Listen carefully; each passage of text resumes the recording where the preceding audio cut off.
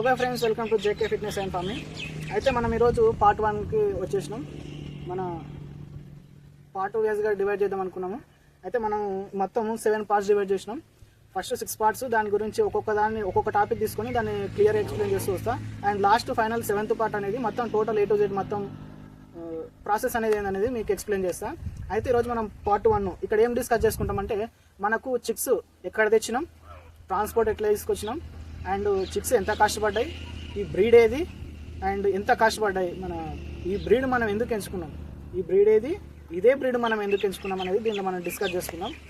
అయితే నాకు ఈ పౌల్ట్రీ ఫీల్డ్కి రావాలని ఎప్పటి నుంచి అయితే, నేను ఎప్పుడైతే 10th క్లాస్ చదువుతున్నానో అప్పటి నుంచి నాకు ఈ పౌల్ట్రీ ఫీల్డ్కి రావాలనేది నాకు ఒక ప్యాషన్ అన్నట్టు.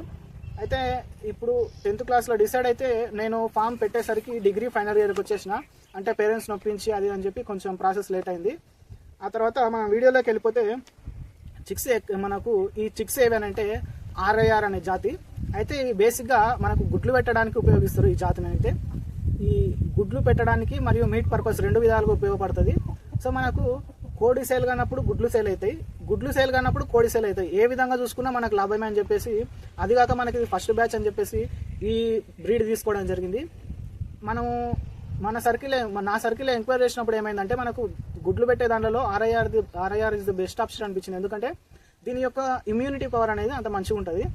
మనకు BV380తో పోల్చుకుంటే ఇది కొంచెం ఇమ్యూనిటీ పవర్ ఎక్కువ ఉంటుంది. మనం ఏ కాలంలో అయినా, ఎండాకాలం, చలికాలం, వానాకాలం, ఏ కాలంలో అయినా మనకు ఈ RIR చిక్స్ అనేది సర్వైవ్ కాగలుగుతాయి.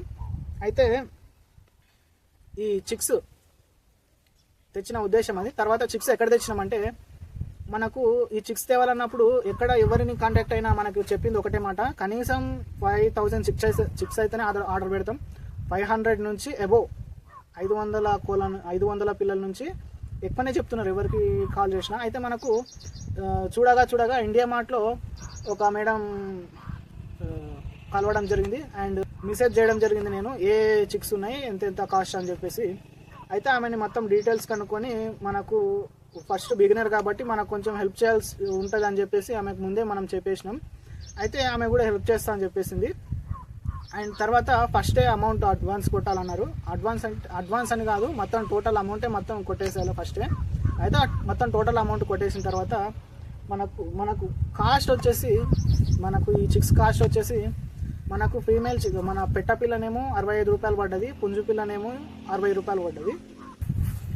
అయితే మనము 200 పెట్ట పిల్లలు, 60 పుంజు పిల్లలు తీసుకోవడం జరిగింది. అయితే నేను అమౌంట్ పే చేసేసిన, మన ఆన్లైన్లో అమౌంట్ పే చేసేసిన.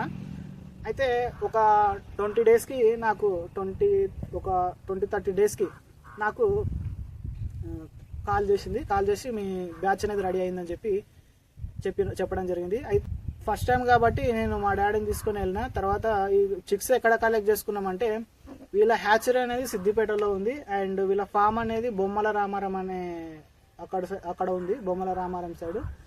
అయితే వీళ్ళు మనకు సికింద్రాబాద్లో మనకు చిక్స్ డెలివరీ ఇవ్వడం జరిగింది.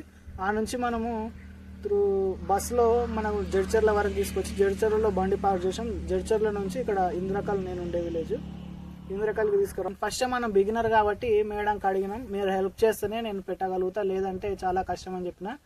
అండ్ హెల్ప్ చేస్తాను అన్నమాట ప్రకారం మనకు ఏ డౌట్ వచ్చినా సరే మెసేజ్ పెడితే మనకు రిప్లై ఇచ్చేస్తుంది. అయితే ఇక్కడ మనకు చిన్న డిసడ్వాంటేజ్ ఏంటంటే, ఆమెకు తెలుగు లాంగ్వేజ్ అనేది రాదు, ఓన్లీ ఇంగ్లీష్ వస్తుంది, హిందీ వస్తుంది.